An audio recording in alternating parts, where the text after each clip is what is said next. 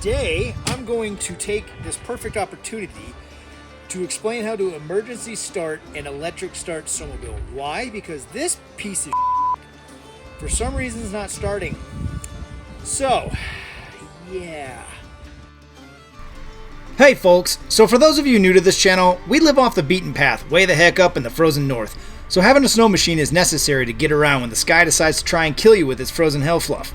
Now, if there is one thing about these noble steeds of the snow that always holds true, it's that they are finicky as f***. Now, I know this topic probably doesn't apply to a lot of the world since, snow seems kind of rare these days since it always feels like our world's on fire. But nonetheless, I hope I can help those 12 people out there watching with this quick little video by showing you how to manually start a snowmobile in an emergency. For the rest of you fine folks who might not own a snowmobile, no worries! I invite you to enjoy my charming personality and adorable show-stealing horse puppy named Duncan. Okay, so the first thing we need to do, take off the clutch cover, right? Depending on what model you have, I'm pretty sure most sleds, snowmobile, snow machines, whatever you call them, I think their clutches are always on the left side. I could be wrong. I don't know. I've always had Skidoo, so. But basically, you yeet this sucker off, right? Exposing the clutch. So this is the belt drive and the actual clutch that drives the whole sucker. This is where the motor power is. Anyway, technical stuff.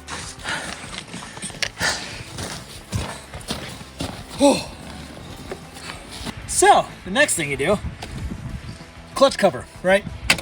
You want to take that off because you got to get the clutch. I already did it, so I'm showing you after the fact. I'm out of breath again. Not good. Anyway, next thing you need, strap, right? And in this case, I'm using a flat piece of webbing that's from a 500-pound tow strap. I find it works better because this thing didn't come with a reel. Some of them come with a reel on there on the gearing here that and like an emergency rope kit that it comes with so you can start this thing, but this did not. So this thing works the best. Wouldn't recommend using round rope or a 550 cord or anything because the spacing in these clutches like this, they're real tight and you run the risk of even getting caught. So if you start it and it's caught in there, it's gonna rip that cord right out of your hand or pull you in. Bad day. So, and caveat, only do this in emergency, okay? It's dangerous. Not that you would do it any other time because who wants to do all this crap to start a snowmobile? So, but it can be dangerous, so watch yourself. So logically, the next step is to try to wind this thing up, right? So the way this engine engages, this thing turns this way, right?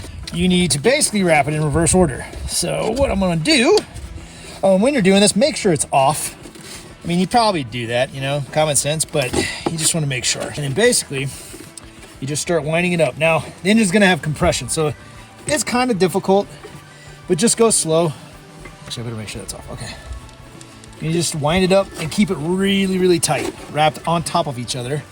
Because if you don't, you'll have nothing to pull off of, right? So, just keep winding. Just keep winding, just keep winding.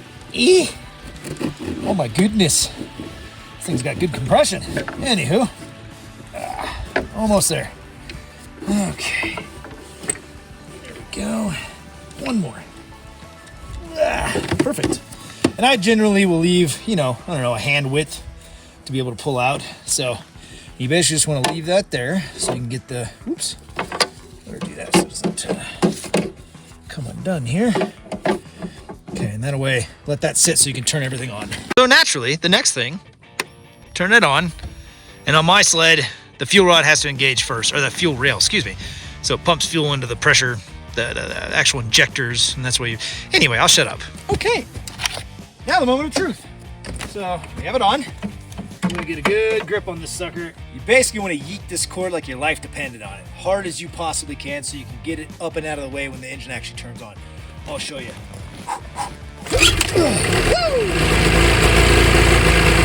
Voila! Now I'm just going to turn it off for, to do this next part. So you can put your clutch cover back on. I wouldn't, frankly, when it's running, because they're really hard to get in there anyway. So I just put it in the back or strap it to your seat or something like that so it's out of the way. So you don't have to took it.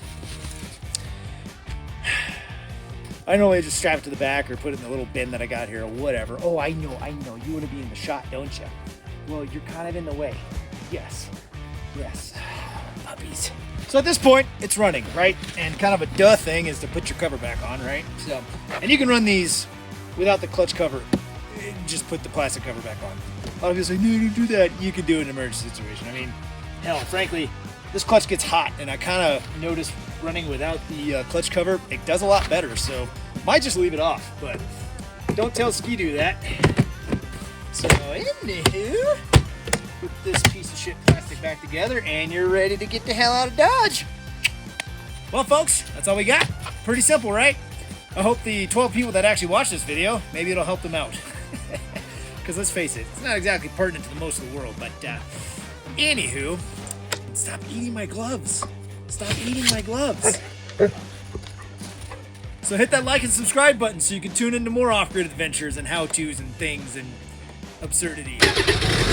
Later! Buddy! Just kidding, hang on. I swear I've done this